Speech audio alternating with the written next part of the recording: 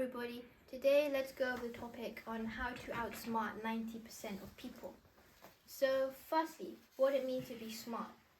So many people think that being smart means that you're really good at remembering facts, or you read lots of books and always get straight A's all the time. But then how come some people with degrees make really dumb decisions and crumble under pressure? And if they're so smart, why do they mess up so much? So being smart is actually not about knowing more and just being able to remember lots of information, but it's actually about being able to see things differently and from a different perspective, and basically thinking in a way that most people will never actually consider. So today I'm going to share with you 5 mental tips on how to outsmart 90% of people. Firstly is don't argue to win and instead ask to understand. So most people will argue like they're in a courtroom, like they're trying to prove a point or win the argument. But smart people don't need to win, and instead they try to understand. They ask questions like, what makes you feel that way? Or have you considered this point or this perspective? And they stay calm and curious. And since they don't rush to attack and just like try and win the conversation, people will often open up to and tell them the truth of how they're feeling. And they don't try to defeat the other person, but instead try to understand them, which makes them easier to change the other person's mind. So for example, if you're in a group project and you give an idea but someone from the group really disagrees with your point, and then instead of rushing to defend your point and saying why it's really good, instead ask them why do you feel this way, or what have you seen that works better? And they will share their experiences with you, and this means that you can also improve on your original idea, and they also get a say, so they don't feel like they're being forced to do something they don't want to. And secondly is don't obsess over the moment. Instead of just focusing on a specific point, zoom out to the big picture.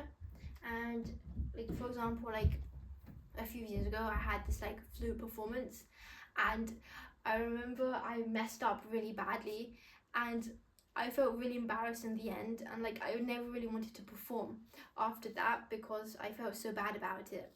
But in the end I realized that I thought in 5 years this moment won't really matter anymore and nobody will ever remember it.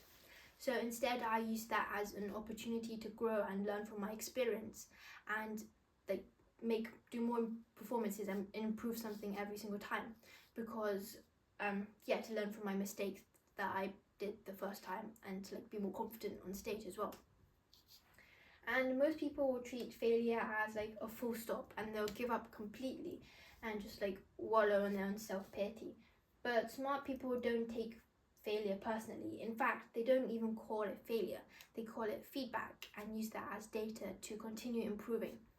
For example, Thomas Edison, when he was making the light bulb, many people would say he failed 10,000 times, but instead he made 10,000 successes, because every single time he improved on what he did previously. He found out that, oh, this certain material doesn't work, or it needs more energy, or this other material doesn't work, and he kept improving every single time.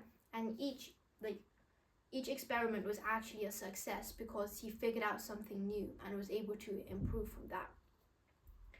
And yeah, he used that as a stepping stone to success. So, and just ask what led to this, and treat life as a system.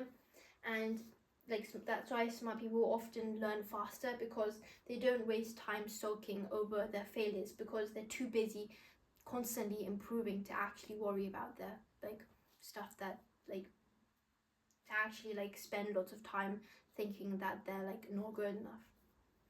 So thirdly is ask yourself, is this in my control? So smart people often filter everything through this question, because most people will stress about things that they can't do anything about. For example, someone else's opinions, the news, or social media. And the more they try to control the uncontrollable, the more energy they spend, they waste on it, and they end up being like burnt out and not be able to spend energy on the things that they actually want to improve on. And so when smart people ask themselves this question, if the answer is yes, they will take action immediately, and if the answer is no, then they will let it go. And they don't spiral over things that they can't control, and they just remain calm and focus not only on the world but also on themselves. So for example, like when I had an exam, like I was really scared for my results, and I'd like constantly like worry about it. But like in the end, like I realized that I've done the best that I can, and it's not in my hands anymore, because no matter what I do, my result isn't going to change anymore. And instead of just like continuing to spiral and like ruining all of my holidays thinking about what my results could possibly be, I shifted my focus onto other things instead, like my hobbies, like piano, or like reading more books, to like actually enjoy my holiday instead, and doing things that I could actually like improve. So fourthly is get comfortable with silence. So most people will feel uncomfortable in silence, and they'll rush to fill it with like comments or jokes. But smart people often like own silence, and they often listen more than they speak, because like when there's silence, then let the moment breathe and don't interrupt, and just watch what happens, because often like the person who talks the least knows the most, and the less reactive you are, the more powerful you are in the situation, and the more perceptive you'll be to notice what goes on and feel more in control. For example, like if you're in like a discussion and someone like says something, like you say a point and someone's like says something mean about it, instead of rushing to defend yourself, just like try and just ignore them and like keep silence. Lastly is don't react but observe. So some people, like when other people are rude to them, they might snap, and when they have a setback they panic.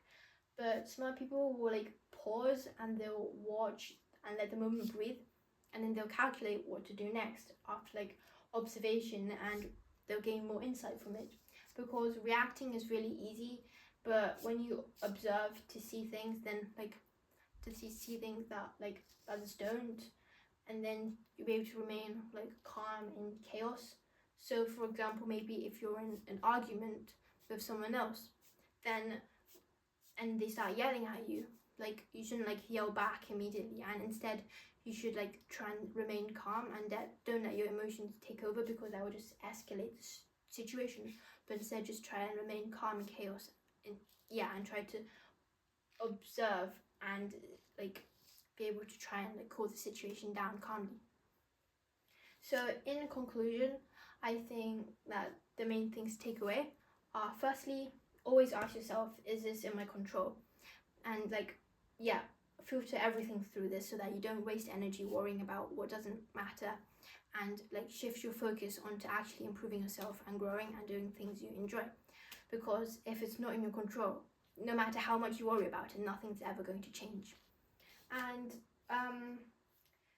secondly, don't obsess over the moment, and zoom out to the big picture, and ask yourself, in 5 years will this matter?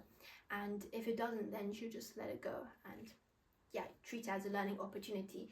And that even like in failure, it's not actually failure, but it's feedback, and it's data you can use to improve on yourself. And like lastly, like being smart isn't always about remembering facts or like lots of books or getting like really good grades. It's about being able to think in a way that most people don't, and seeing things like outside the box in a different way. So I hope you learned something from today. That's all. Bye.